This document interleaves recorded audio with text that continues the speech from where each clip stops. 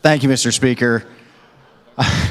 I was personally hoping for perhaps a little bit of a seventh inning stretch after that. Mr. Speaker, the governor wants us to believe.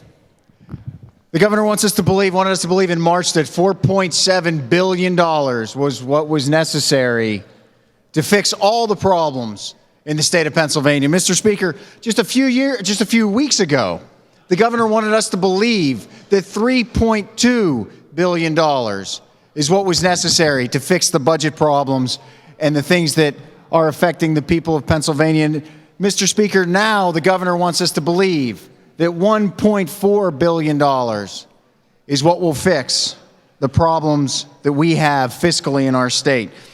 Mr. Speaker, the governor wants us to believe that this is a vote of a generation. Mr. Speaker, the people of Pennsylvania have longer memories than that.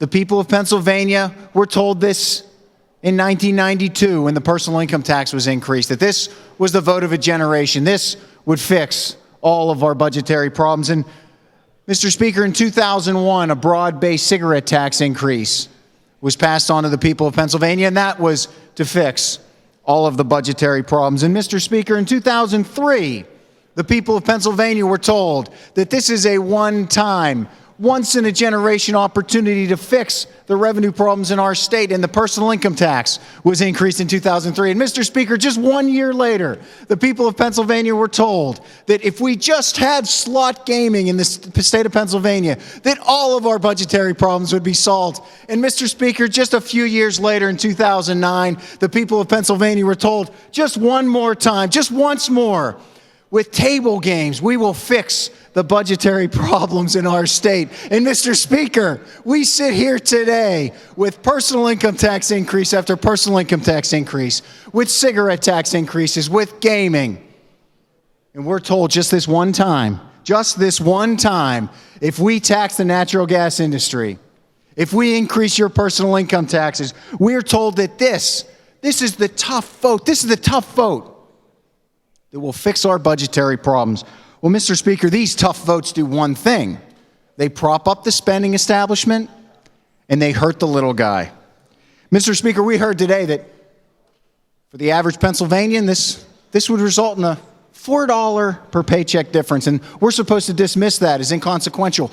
Well, Mr. Speaker, and without using doublespeak, that's about $250 a year, and for people in this chamber, and for people who work for government, that $250 a year might not make a difference. But for a lot of the people that I represent, a lot of the people that we represent, that $250 a week or $250 a year makes a big difference to them. And Mr. Speaker, this severance tax, this myth, this golden goose, this pot at the end of the rainbow, Mr. Speaker, a $69 million severance tax, $69 million. The city of Philadelphia's school budget is roughly $2.7 billion. With 185 school days, that's $14.5 million a day. This severance tax, this once-in-a-generation vote, funds the city of Philadelphia school district for 4 3/4 school days. While at the same time, there's a lot at risk. And Mr. Speaker, who are the people who authored this amendment trying to fool by saying that this money put into education will solve our education problems? Last I checked, it's October. Last I checked, classrooms are established, teachers are hired for the year, programs are set. The earliest that any increased state appropriation will have a difference in a classroom setting is next September. Yet, every shareholder in this budget has been held hostage by this process. Mr. Speaker, folks are watching. People are watching what we do in this state. We heard a lot from prior speakers about how our income tax rate is lower than other states and our neighboring states. But let's be intellectually honest about that. When we talk about states like Texas and Oklahoma and Alaska that have lower personal income tax rates than us, Mr. Speaker, they're using that natural resource revenue to eliminate a tax. That's not the conversation we're having here. we're just going to order another thing off the menu. We're not offering to reduce any taxes with this severance tax. Yeah, you can say that we have a low income tax rate, but at the end of the day, Pennsylvania is still the 10th worst tax nation or state in this nation.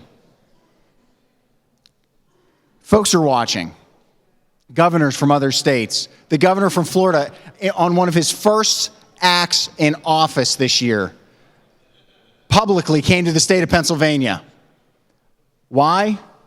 Because even though we have so many intangible advantages, our infrastructure, our people, our proximity to populations, our unlimited natural resources and water, despite all those advantages, the governor of Florida figures that he can convince businesses to leave and relocate to Florida, manufacture their products there, ship them all the way back up the East Coast cheaper than we can do it in Pennsylvania because of our policies here in Harrisburg.